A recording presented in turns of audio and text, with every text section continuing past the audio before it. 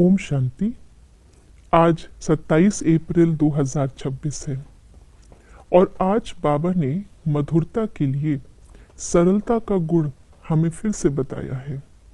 सरल चित आत्मा अर्थात क्या, सरलता किस चीज को कहा जाता है और सरलता के आगे वंशावली क्या है जिसका फिर आधार मधुरता है।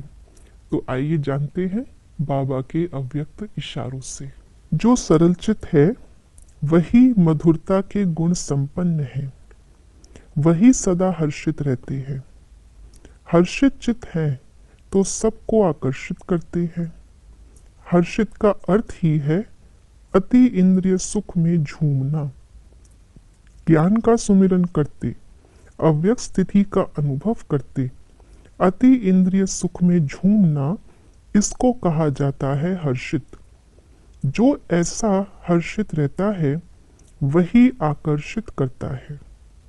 तो आज बाबा ने बताया कि जो सरल चित आत्मा होती है, यानी कि जिसका चित बिल्कुल प्लेन है, उसके ऊपर किसी भी चीज का प्रभाव, दबाव, लगाव, झुकाव नहीं, जो किसी भी कंफ्यूजन में नहीं है, किसी भी नेगेटिविटी में नहीं है, व्यर्थ की छींटे भी उसके चित पर नहीं पड़ी हुई है, ऐसा सरल चित आत्मा क्या चिंतन करती होगी? जरूर वो आत्म चिंतन और परमात्म चिंतन ही करती होगी, जिसको बाबा ने कहा ज्ञान का सुमिरन। दूसरों के बारे में जब चिंतन करते हैं तो हमारा चित्त कैसा हो जाता है? कभी अच्छाई देखेंगे तो बहुत प्रभावित हो जाएंगे, वो भी सरल चित्त की निशानी नहीं है, क्योंकि लगातार अपने आप को कंपेयर करते रहेंगे।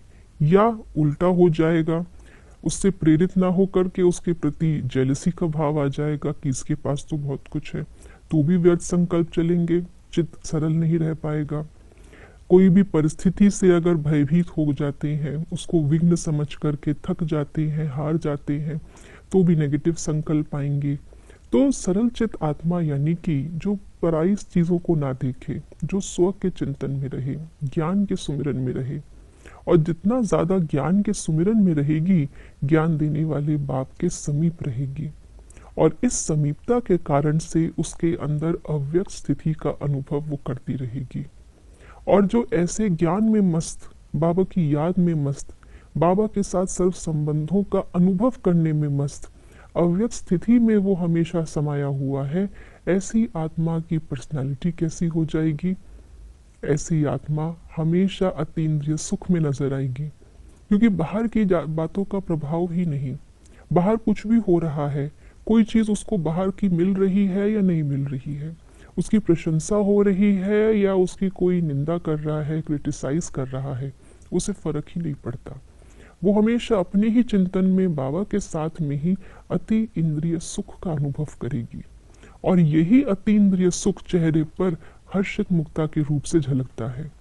हर्षित मुक्ता का मतलब जोर जोर से हंसना, चुटकुले सुनाना, हंसी मजाक करना, ये नहीं, ये तो अल्पकाल का है। लेकिन जो अतीन्द्रिय सुख का अनुभव हर पल कर रहा है, अव्यक्त स्थिति के कारण, वही हमेशा हर्षित रह सकता है। और हर्षित आत्मा ही हमेशा दूसरों के प्रति वही हर्षितपन अपने मुख के द्वारा, अपने बोल के द्वारा, मधुरता के द्वारा देती है। और ऐसी पर्सनालिटी वाली आत्मा ही दूसरों के लिए प्रेरणा बनती है, यानी कि दूसरों को अपनी ओर आकर्षित करती है। ओम शांति।